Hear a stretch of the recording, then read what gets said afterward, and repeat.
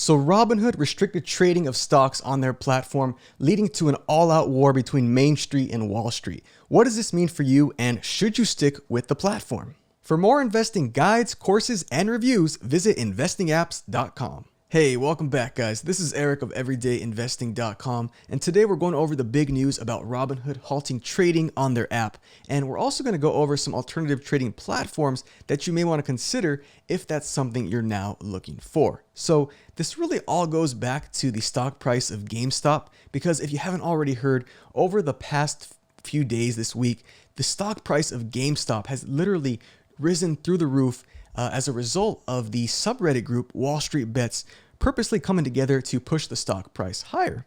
And because the shares of GameStop stock has literally risen over 400% just this week alone from Redditors sticking it to the Wall Street pros, posters on Redditors were piling into names heavily shorted by these hedge funds, squeezing stocks higher as the hedge funds rushed to cover their losses, right? Even shares of AMC stock were up nearly 300% just this week. And now, Robinhood is facing serious backlash after restricting trading of GameStop and several other stocks caught in the fiasco that has caused these huge losses for those hedge funds. So while Robinhood says that the action they took yesterday was done purely to protect their firm and protect their users, many people feel that Robinhood's actions to restrict the trading of these heavily shorted stocks like GameStop and AMC have really manipulated the open market. In fact, many brokerages, including Robinhood also, completely removed the ability to buy new shares of GameStop stock and other stocks like AMC, Nokia, BlackBerry, and more. So if you owned any of those stocks, you could only sell them, but you were restricted from buying new shares. And as you can imagine, that is a very bad thing for anyone who bought shares of GameStop stock near their highs of close to $500, because now that trading was halted yesterday, those investors were essentially stuck selling a falling knife while the stock plunged to below $200. In fact, let me know down below in the comments what you guys think of Robinhood's actions today. Are you considering switching brokerages now based on what they did, or are you planning on sticking with Robinhood? Let me know down below. I'm interested to hear your guys' take. But back to Robinhood. Why did Robinhood actually shut down GameStop trading? Well, this all started due to large hedge funds massively short selling GameStop stock. And shorting is a bet that a company's stock will become less valuable in the future than it is today. So shorting is done when an investor sells shares of a stock that they actually do not own. Basically, they sell shares of a stock at a higher price now because they believe the stock's price will continue to go down sometime in the near future. They will then be able to buy the stock back at the lower price to cover their shorts, closing the deal and pocketing the difference essentially between the price they sold it and the price they bought it at a profit. So this really is something that giant hedge funds do all the time, and they simply, by betting against a company, short sellers are able to put downward pressure on a company's stock price. And sometimes though, the short sellers do lose, and this happens when they bet on a stock price to go down, but instead it goes up. And this is exactly what happened with the hedge funds shorting GameStop stock. So what happened here is that a couple of large hedge funds shorted millions of dollars in GameStop stock because they made massive bets on the company failing. Essentially, they made risky bets that GameStop stock would continue to go down, allowing them to make huge profits, as they usually do. But as you guys know, that did not happen this time. Instead, the retail traders got the best of them. So back to Robinhood now, you might have noticed that yesterday, it wasn't possible to buy a few specific stocks. Specifically, you weren't able to purchase shares of stock like GameStop, AMC, BlackBerry, Bed Bath & Beyond, and a couple more as well on the platform. For users who owned any of those stocks, you could only sell your shares, but you couldn't buy or add new shares to your existing holdings. Now, Robinhood did release a statement later explaining why they took those steps to halt trading of GameStop stock. And essentially it was to protect their users, they said, and you can take that as you may, but a lot of people are not happy with those actions, and I completely understand. And sure enough, about 2 hours after Robinhood's announcement, GameStop stock price literally dropped 20% from the previous day's highs. So it definitely did have an effect on the stock price of GameStop. But in addition to GameStop, other heavily shorted stocks were also affected, such as AMC, BlackBerry, Bed Bath & Beyond, and a couple others we mentioned previously as well.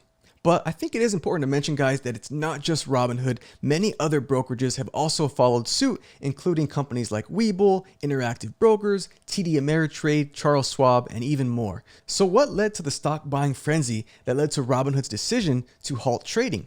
Well, users of the subreddit group Wall Street Bets, they decided to capitalize on the fact that GameStop was one of the most heavily shorted stocks by large hedge funds. And with hedge funds making these huge bets that the price of GameStop was going to continue to decline and fall in value, Redditors quickly started buying up shares of stock, and this quickly drove the stock price up, right? This created a short squeeze as those who were betting against GameStop had to buy the stock to cover their shorts. And this feedback loop really led GameStop's price to climb up quickly, especially as the Redditors encouraged buyers of GameStop shares to prevent their shares from being lent out to short sellers. As a result, large hedge funds began losing big time while small individual investors began to earn some big profits as the price of GameStop continued to rise. So once again though, once Robinhood shut down the trades of the stock, this really prevented more investors from buying in, and it essentially sent the share prices of GameStop tumbling down hundreds of dollars. And while Robinhood may have acted to protect its customers, as buying shares of stock under these conditions are definitely risky, many are concerned that the broker was acting more to protect Wall Street insiders from losses rather than to help the customer base. But what makes this situation unique is the fact that it was retail investors who were banding together against large hedge funds for the first time. Now back to Robinhood, you may be asking yourself now, should you keep your investments with them or should you switch to another brokerage? And I really do think, guys, that this is a question that's a lot harder to answer than just a simple yes or no, as easy as that might seem. Now, I know many Robinhood users are very upset and are quick to say, I'm changing brokerages right now. In fact, my best friend even texted me this morning that this morning he's already closed his Robinhood account and he's already switching over to Webull. And I definitely understand where he's coming from for sure. But I will say that the thing is, Robinhood is not alone here. Webull, along with many other brokerages, have also followed suit in restricting the trading of GameStop and these other volatile stocks. He was also concerned about his money getting frozen on Robinhood should there be any lawsuits against the company and things like that. But the thing I'll say about that is your money is protected because Robinhood is SIPC insured, so even if Robinhood got hit by regulators, your money would still be insured and protected. So I really think the bigger question to ask yourself is, what type of investor are you? Now, I do want to say this with some sensitivity because I do completely understand how you may be feeling right now about Robinhood, especially if you particularly own shares of stock in GameStop or AMC. Again, I fully get it if you feel like walking away from Robinhood right now and taking your business elsewhere. In fact, I would probably feel the same way in that situation. I also feel like a big part of this fiasco has to do with the large hedge funds and their lack of transparency. The fact that they short sell these companies so aggressively and then they want regulation to step in and regulate things when things don't go their way, that's definitely not right, and it's really unfortunate that they're getting bailed out right now while many retail investors like you and me are having to pay the price for them. So like I said, I completely get it if you want to leave Robinhood. For me personally though, I would say that if you're more of a long-term investor like myself, none of this really affects you.